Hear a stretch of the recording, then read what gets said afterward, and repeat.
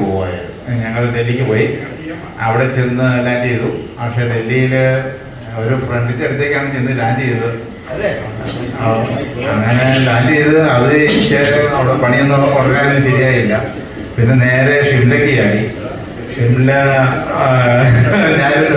ഞാൻ പോയി കുറേ കഴിഞ്ഞപ്പോഴത്തേക്ക് ലോക്കും അവിടെ എത്തി. ഷിംല ഒരു സ്ഥലം കിന്നൂർ ഡിസി ചൈന ബോർഡറായിരുന്നു.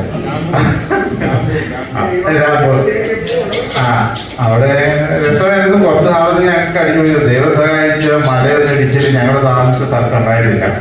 അതുകൊണ്ട് ഞങ്ങളൊക്കെ ഇപ്പം ജീവനോടെ ഇരിക്കുന്നു. അല്ലായിരുന്നു തട്ടിപ്പോയത്.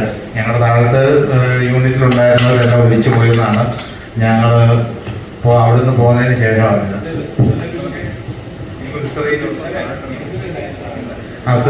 സ്ത്രീക്കും ഞങ്ങളുടെ കൂടെ ഉണ്ടായിരുന്നു. സ്ത്രീക്ക് അവിടെ ഒമ്പൻ സെറ്റപ്പ് ഒക്കെ അടിയും ബഹളമൊക്കെ കേട്ടിട്ടുണ്ട്.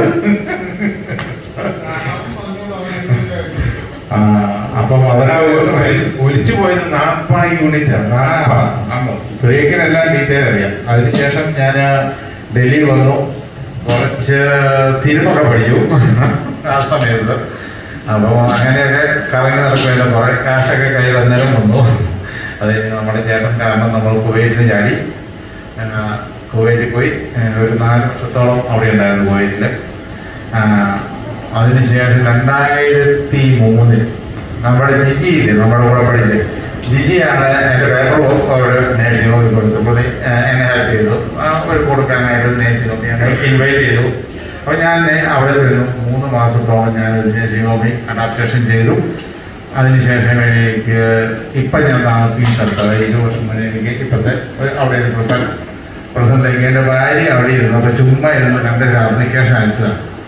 ഞാൻ ഭാര്യ അയച്ചു, എന്നെ വിളിച്ചു. ഞാൻ ഇൻ്റർവ്യൂ അറ്റൻഡ് ചെയ്തു കയറി. ഞാൻ അന്ന് തൊട്ട് അതൊരു ജയിലിലായിരുന്നു, യങ് ഒഫൻഡേഴ്സ് ഇൻസ്റ്റിറ്റ്യൂട്ടിലായിരുന്നു ഞാൻ ജോലി ചെയ്തുകൊണ്ടിരുന്നത്.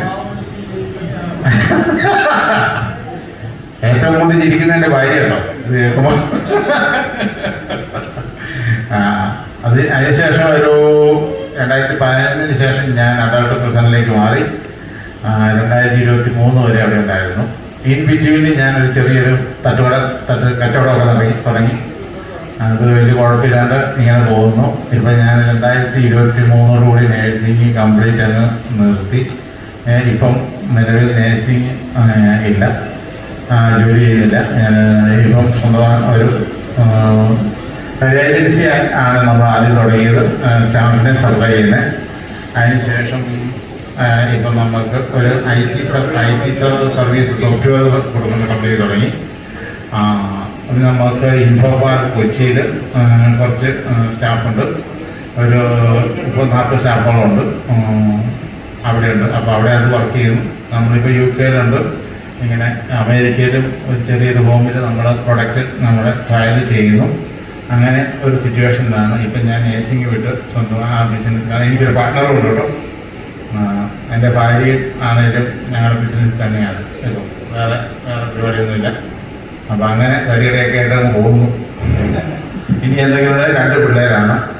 ചെറുക്കൻ മെക്കാനിക്കൽ എഞ്ചിനീയർ കഴിഞ്ഞു. അപ്പോൾ ഇപ്പം ജോലിയിൽ കയറി. മോള് അവിടെ UK തന്നെ പഠിക്കുന്നു. അവിടെ masters pharmacology and drug discovery masters അതിന് പഠിക്കുന്നു. വേറെ എന്തെങ്കിലും ചോദിക്കാനോ പറയാനോ കേൾക്കാനോ എന്തെങ്കിലും ഉണ്ടോ?